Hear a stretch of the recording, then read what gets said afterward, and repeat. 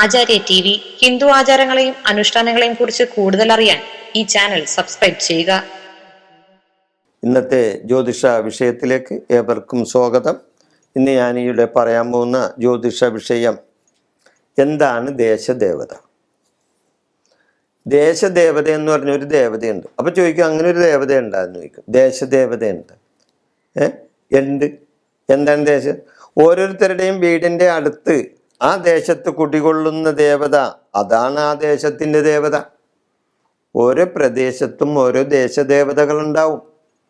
അപ്പോൾ ആ ദേശദേവത ആരാണെന്നറിയാൻ നമ്മൾ വേറെ അകലെയൊന്നും പോകേണ്ട കാര്യമില്ല. അവിടെ തൊട്ടടുത്തുള്ള ക്ഷേത്രത്തിലെ ദേവത തന്നെയാണ് ആ ദേശദേവത എന്ന് പറയുന്നത്. അതായത് ഒരു ദേശത്തിൻ്റെ ദേവതയാണ്.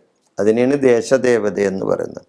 നമ്മൾ എന്ത് ചെയ്താലും എന്ത് കാര്യം ചെയ്താലും ദേശദേവതയുടെ പ്രീതി വാങ്ങണം, ദേശദേവതയെ വണങ്ങണം. ആ പ്രദേശത്ത് എന്ത് കാര്യം നടക്കണമെങ്കിലും നമ്മൾ എന്താ ചെയ്യേണ്ടത്? നമ്മൾ ആ ദേശദേവതയെടുത്ത് പോകണം, ആ ദേശദേവത പ്രീതി നേടണം. ദേശത്തെ സംരക്ഷിക്കുന്ന ദേവതയാണ് ദേശദേവത.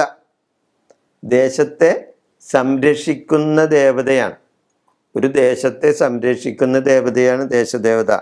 നാട്ടിൽ പകർച്ചവ്യാധികൾ ഉണ്ടാകുമ്പോൾ, അല്ലെങ്കിൽ പകർച്ചവ്യാധികൾ പടർന്നു പിടിക്കുമ്പോൾ കാരണവന്മാർ നമ്മൾ ശ്രദ്ധിക്കേണ്ട കാര്യമാണ്. അതായത് മുൻ കാരണവന്മാർ ദേശദേവതയ്ക്ക് വിശേഷാൽ വഴിപാടുകളും പൂജകളും പണ്ടു മുതൽ നടത്തി വരുന്ന കാര്യമാണ്. അല്ലേ? ഒരു ദേശത്തൊക്കെ പണ്ട് കാലത്ത് ഒരുപാട് പകർച്ചവ്യാധികളൊക്കെ വന്നിരുന്ന ഒരു സമയം ഉണ്ടായിരുന്നു. ആ കാലത്തൊക്കെ ദേശദേവതക്ക് ഈ കാരണവന്മാർ, നമ്മുടെ പൂർവികർ ദേശദേവതകൾക്ക് വഴിപാടുകളൊക്കെ നടത്തും, പ്രത്യേക പൂജകളൊക്കെ നടത്തും. ഇല്ലേ? എന്തിനാണ്? ആ ദേശത്തെ ആ ദുരാവസ്ഥയിൽ നിന്നും ഒന്ന് രക്ഷിക്കാൻ വേണ്ടിയാണ്. ഇല്ലേ? അതിനുവേണ്ടി അവരെന്തൊക്കെ ചെയ്യണത്? ദേശത്താലം എന്ന് പറഞ്ഞൊരു താലം കൊണ്ടുപോകും ആ ക്ഷേത്രത്തിലേക്ക്. ദേശത്താലം എന്ന് പറഞ്ഞ താലമുണ്ട്. ആ ദേശത്തുള്ള എല്ലാവരും, അതായത് നാനാജാതി മതസ്ഥരും ഒന്നിച്ചു ചേർന്ന്, വിശ്വാസികളായ എല്ലാവരും ഒന്നിച്ചു ചേർന്ന് ഒരു താലം സംഘടിപ്പിച്ച് ദേശദേവതയ്ക്ക് താല എഴുന്നള്ളിപ്പ് നടത്തും.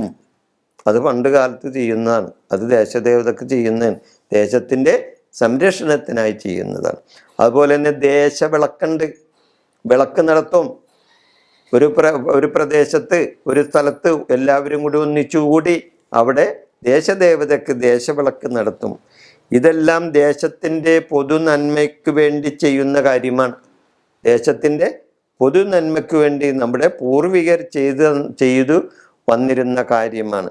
അപ്പോൾ കുടുംബദേവത പോലെ പ്രധാനപ്പെട്ട ഒരു ദേവതയുമാണ് ഈ ദേശദേവത എന്ന് പറയുന്നത്. അപ്പോൾ ആ ദേശദേവതയെ നമ്മൾ വണങ്ങണം, നമ്മൾ പൂജിക്കണം, നമ്മൾ ദേശദേവതയുടെ പ്രീതി നേടണം. തീർച്ചയായിട്ടും നമുക്കതിൻ്റെ പല അനുഭവങ്ങളുണ്ടാവും. പ്രത്യേകിച്ച് ഈ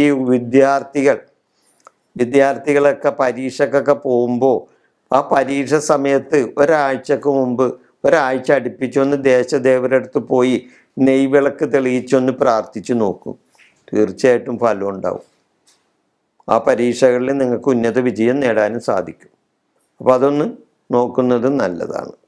ഈ വിഷയം ഞാനിവിടെ അവസാനിപ്പിക്കുന്നു. നിങ്ങൾക്ക് നന്ദി, നമസ്കാരം. ജ്യോതിഷ സംബന്ധമായ എന്ത് കാര്യത്തിനും നിങ്ങൾക്ക് എന്നെ വിളിക്കാവുന്നതാണ്.